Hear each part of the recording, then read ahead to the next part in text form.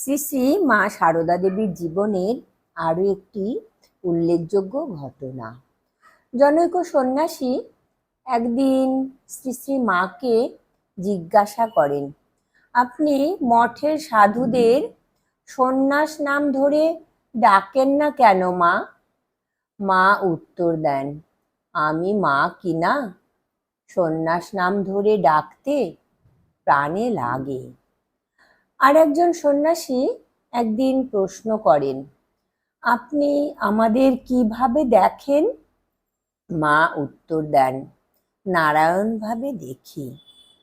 সেই সন্ন্যাসী আবার বলেন, আমরা আপনার সন্তান, নারায়ণ ভাবে দেখলে তো সন্তান ভাবে দেখা হয় না মা।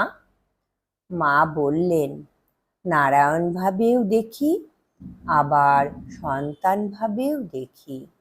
জয় ঠাকুর, জয় মা, প্রণাম মা গো।